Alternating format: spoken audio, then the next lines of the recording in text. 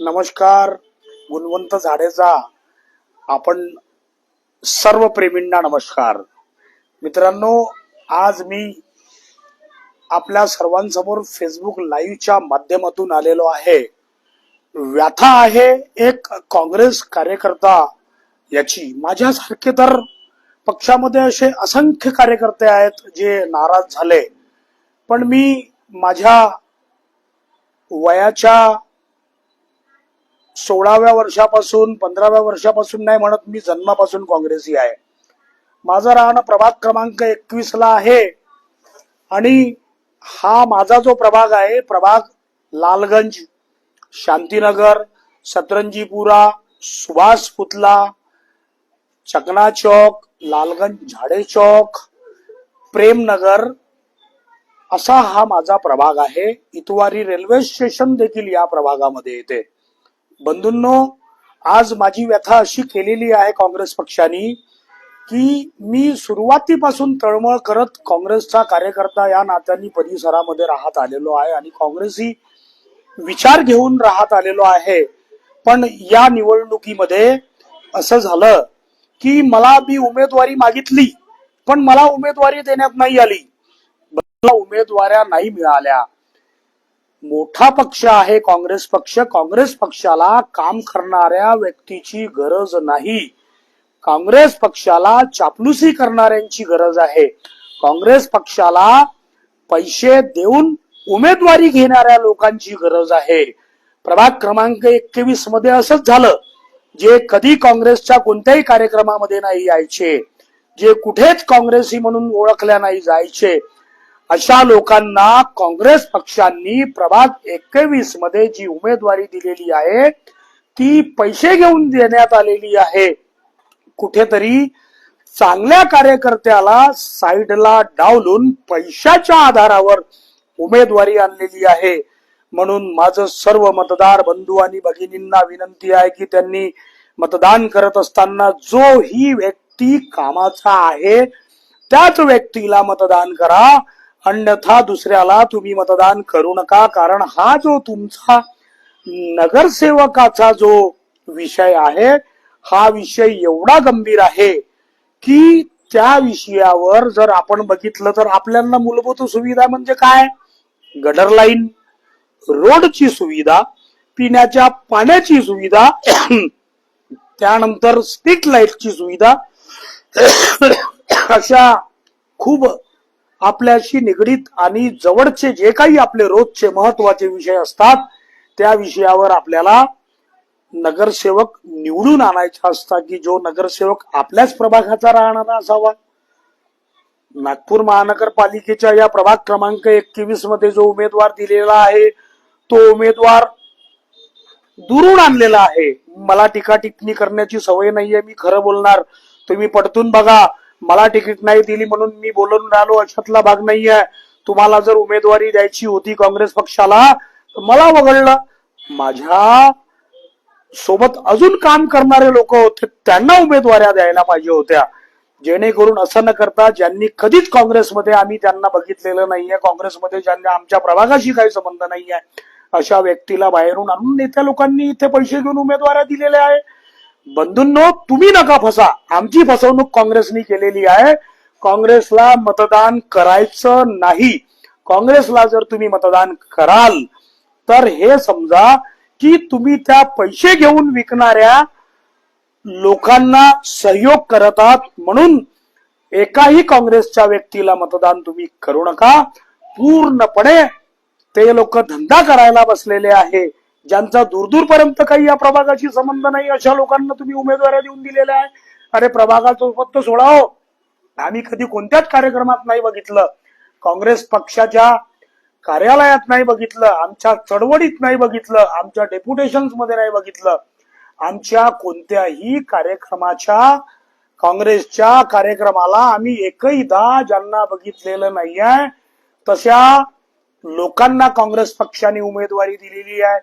पैशाच्या भरोश्यावर उमेदवारी दिलेली आहे, पैसे घेऊन उमेदवारी दिलेली आहे. ज्यांना कधीच जनाधार का असतो पक्षाचा हे माहिती नाही अशा लोकांना तुम्ही उमेदवारी दिलेल्या आहे प्रभाग क्रमांक 21 मधून.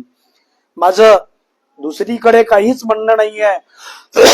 माझ्यासारखी व्यथा अजून काँग्रेसी कार्यकर्त्यांची झालेली आहे, अजून समोरही होईल. म्हणून जर तुम्हाला इथेच जर थांबवायचं आहे, खऱ्या कार्यकर्त्याची ओळख करून तुम्ही तुमचं जे मतदान आहे ते भरघोसपणे दुसऱ्याला कोणालाही द्या, काम करणाऱ्या व्यक्तीला द्या.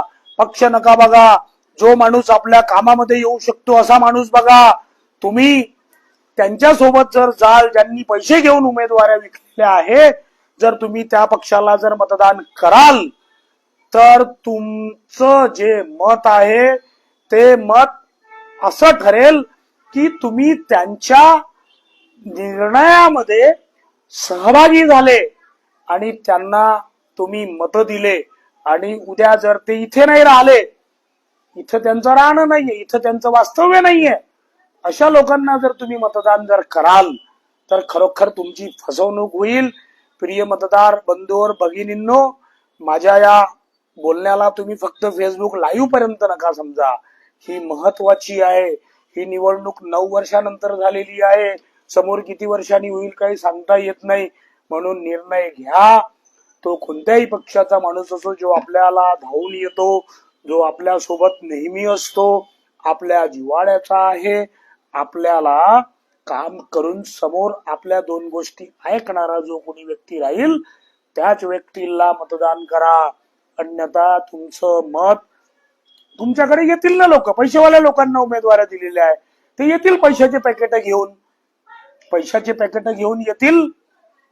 तुम्ही ते पैशाचे पॅकेट ठेवून घ्यायचे, कारण त्याच्यावर काही लिहिलेलं नाहीये.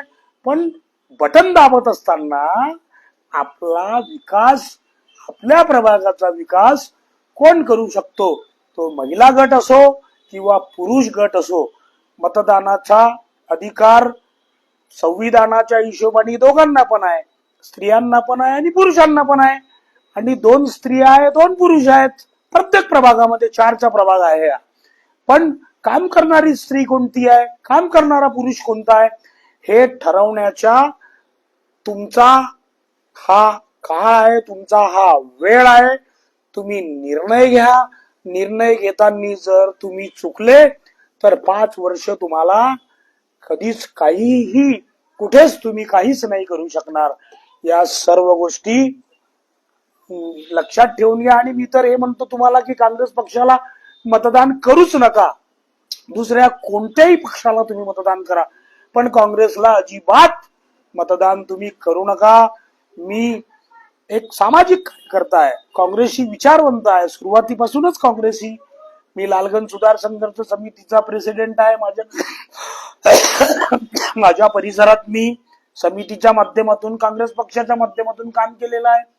प्रत्येक वेळेस काँग्रेस पक्षाला सोबत धरून काम केलेलं आहे.